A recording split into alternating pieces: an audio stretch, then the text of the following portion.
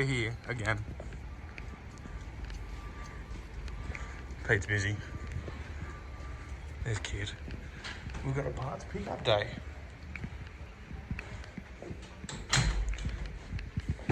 Ooh. Ooh. Ooh. Would I get a free shirt? Oh, that's a K8 shirt. A free K8 shirt.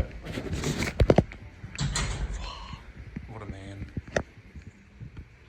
Alright, it was a bit hectic at the fabrication office, so we've come home. Haltech to unbox it properly. This is a Haltech ECU. Plug and play for the LS series. So it's a Rebel LS. So the motor is an LY6, which is a Gen 4, though I'm using some LS1 parts, Gen 3 parts. So yeah, I was going to use the EV1 injectors, though we are going against that, and we'll be using EV6 injectors, so the Gen 4 style injectors. So in the kit, wideband, Corvette pedal adapter, so we're not using that because we're not fly-by-wire, so drive-by-wire. 6-pin throttle body adapter, don't need that.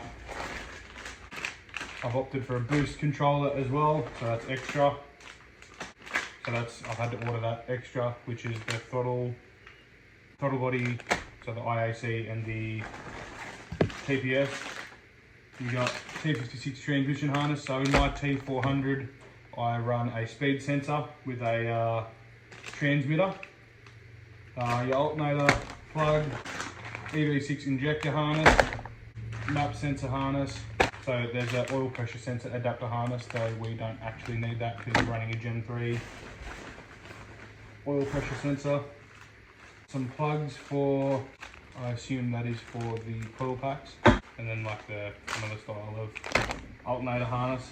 And then you have the loom itself. Comes with a nice bag. If anyone's my age, and these were the craze for like footy carnivals and stuff like that. So we've got the quick guide. It's so simple. If you stuff this up, you shouldn't be into cars. If you want to see how easy it is, because I'm not going to do it in this video because I don't have a car that I can start, go to Haltech's website and on the YouTube site, and they actually have them setting it up on Mod Max, if you know what Mod Max is. So, the harness. Firewall grommet. So it's got breakouts obviously for different things that are Gen 4 and Gen 3. So they're the breakouts that change. As for this, the air temp sensor stays the same, crank sensor stays the same, and cam sensor does not stay the same, does it? Yeah. So that's, obviously you have to pin it the way you need it. Coil pack harness, same. And this is only for LS's, so it's clear as mud. So this is how long the harness is, laid out on the ground. That's into the cabin, that side, and then that is out to the engine side of things. So here we have two 25 amp outputs, one for the fans and another auxiliary, I believe. You can choose anything you want for that, like water pump, all that jazz. Right here we have injector harness, so get our EV6 harness, as simple as putting it around the right way, and bang, that's plugged in. And you've got your 8 injectors there, ignition even, ignition odd, so obviously even side is 2468, odd side 1357. So we have the oil pressure sensor there, throttle, so we'll get our throttle adapter kit out, our breakout harness, as easy as putting it around the right way and plugging it in. There's that. Map manifold air pressure sensor, our Gen 4 map sensor, take the breakout out and plug it in. But we probably won't need that because I believe mine is already a Gen 3. We then have our cam sensor wiring, pin that out correctly. That'll be an earth for the head, our wideband sensor. I won't plug that in now, but you saw that box. Fuel pressure sensor, which I do run one. Crank sensor, and I've made that long so I can wrap around the motor. Knock sensors, alternator. Take your brake out for your alternator. Where did I just put that plug? That one right there. Beautiful. And we've got coolant temp and air temp. Beautiful. And back here I missed the transmission loom, and that little fella will go to my T56 Speedo harness. That's on my T400, plugged in, and it's as easy as that. So your two earths and everything else plugs in except for the fans and your auxiliary 25 amp output. Let's have a look at the ECU.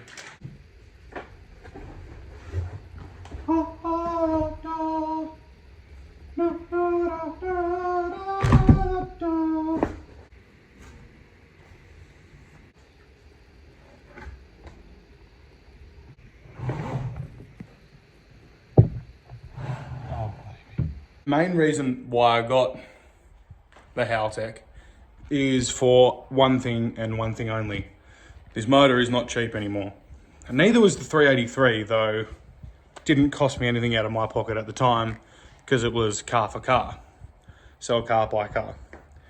So now that I'm building this motor and it's north of what you'd think it is, anyway, we won't get into prices.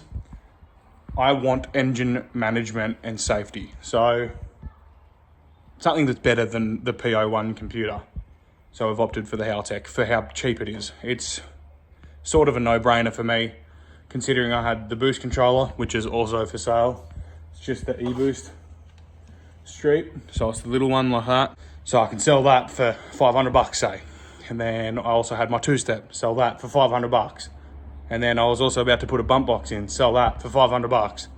And then you just have all of these things that add up. So the dash I already had set up for data logging, though I wanted a little bit more out of my ECU.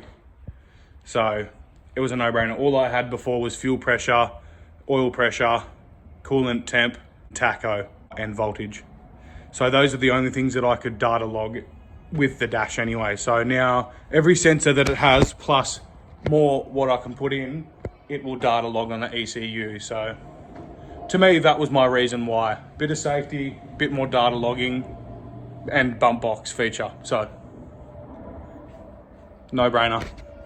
But yeah, obviously we've got ADHD to the max. So I was doing this, now I've changed and now I'm doing some stuff in the boot again. Some stuff can change in here and I'll tell you why in 2 seconds.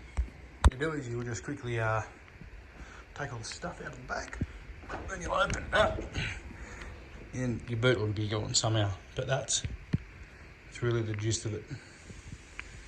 And I've got to cut that old fuel filler neck out. I'll do that, tidy up the cuts. The old owner actually pierced the fuel tank with a Tech screw where the old surge tank used to be. Used to sit right there. Gnarly. Let's get to tidying that up. And we can put some flat sheet in, and that's there. I'll trace out that circle shape. I'll just plug weld around it and then seam seal it. Alright, so tidied all the cuts up along there. Cut out all of that, because that obviously had the bulkier section for the fuel filler neck. And then something else is going in here. What? Dash 12 XX, sending me X's. We got some stuff from Rocket, full of goodies. Hey JJ? Full of footy. Which stuff's yours, which stuff's mine? Did you separate it? I've got a box. You got a box? And look. I've got a box. Dude, that's insane. And you're throwing it. Yeah. So what did you get? You went to Sydney to get... Carby adapter to the top of the supercharger. Yep, and twin carbies as well. Twin carby jobbies. And I've got the 2 carbies in the back there. There they aren't. Plus I've got one air filter. One air filter from Rocket. It's easier just to put a sock over it rather than ask them to go and get more because they take forever. So I got, look at that, under my car. And look at that, that's some big stuff right there. Dash 12.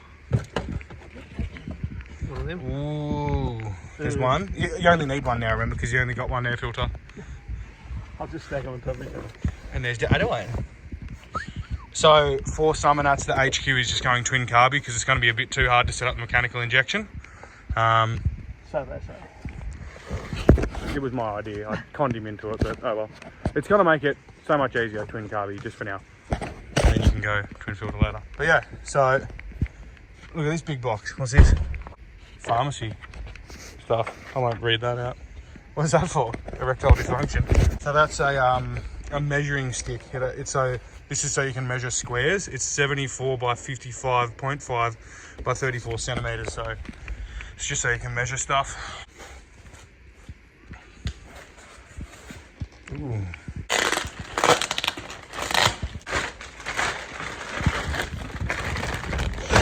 Oh, don't let the stank out. Put it down. Don't let the stank out. You have a sniff. Go sniff, sniff, sniff, sniff, sniff, sniff, sniff. Don't let the stank out. Tuck it in, tuck it in. That's a good Asia stank. That's the quality Asia stank. Right, this is the 76 litre fuel cell from Aeroflow. You got a dash 12 feed, dash 8 return. I'm going to drill this out, weld a dash 10 onto there, and obviously have it drilled out to dash 10. Just that's what we're running.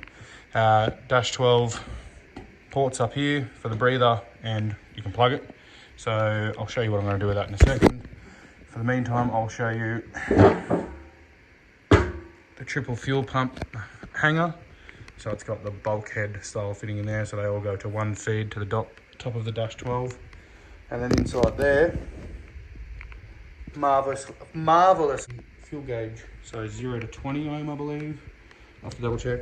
O-ring up around there. Fuel fill there.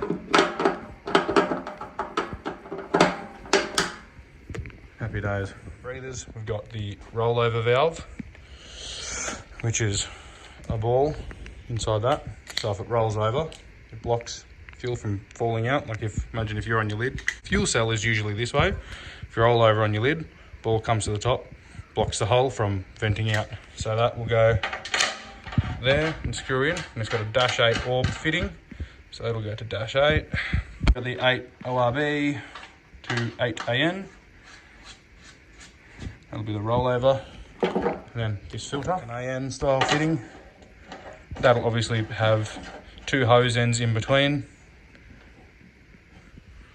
Basically like that, but out the bottom of the floor of the car. And we have dash 12 feed.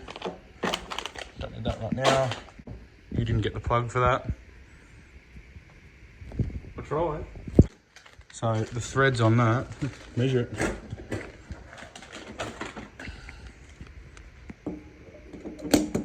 Just scratch it first.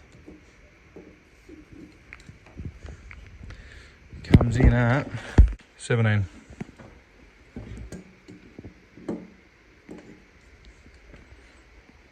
Yeah, 17 mil. And then, so this comes in at 10 mil, the inside diameter of 8 ORB, which is what that screws into. And then if I drill that out to the same, the inside of that is 12 mil. So that'll be welded onto there. Splitting hairs, yeah, but it's the way that Aeromotive says to do it, and they're really good at fuel systems, so we're gonna listen to them. And too much is better than not enough, so yeah, that's what will be going on. So we'll go bang. So return will go to there, dash 10, dash 12 feed, bulkhead, hard line out the bottom to the firewall. We'll go to all this filter, not that Y piece. Go to a Y piece, after that into the fuel rails, return 180 out of the top of the front of the fuel rails at the motor, back to the reg, and then return dash 10 because it's an FPR 10 now. So on the FPR 8, back to the tank. Simple as that. So I've cut my sheet out. I've just drilled 8mm holes for spot welds because we're just going to spot weld it, and then along the back here, stitch weld it, and then seam seal it, same as underneath, just seam seal it. But yeah, we'll put some cross bracing or a support underneath to keep it flat when we weld it, and then we will be supporting underneath the fuel cell across there from the chassis rails, just to give it a bit more strength, because the roll cage pads will come all the way back here too. So that's there to keep it level across. I'll do the back first, that'll set the level.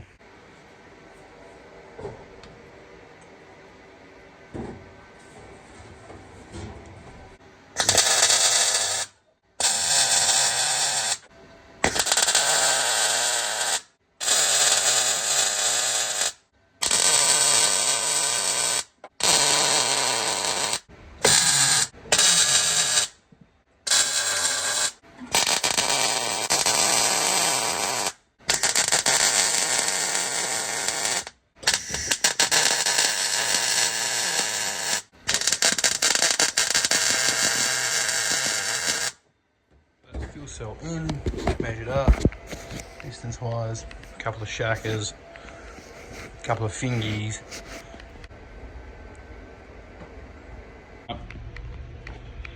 We're just making up with a CAD, the infill panel for where the fuel filler neck metal was. So traced out, bang on the cardboard, cut it out with an angle grinder and hot glue it into the boot. This is a dilemma I'm having in my mind right now. Do I shave the whole fuel flap? My isolator key is up there and it's not moving from there, because at the track you have to have them accessible, so I'll have to take that off at the track, and without that, that looks rancid, so I'm not putting the isolator key there. I will leave it there. And they never sit flush too. I resprayed another VX once and never sat right either, so I don't know. Tell us what you think. Alright, that's Cho Chungus in, top half. Still got to go on that. Dinner time. Nudo stuck into the engine bay. Let's do it. A bit more CAD. Trace that out onto some metal.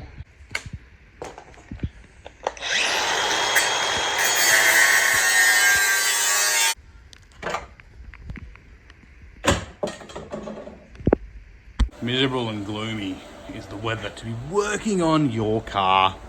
So we cut that out, welded the rails, cut the lips off. I have put the infill panel in there. That was like a mad bump before, so I shrinked it and cut it and did that. Now I'm just moving on to this infill panel side. Alright, so that's where we'll end this video for now.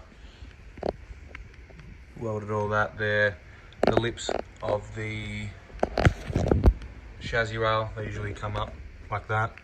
I'll cut them off, welded those two parts of the chassis rail together, cut those little tie tabs off. They usually go to those two, that one end there.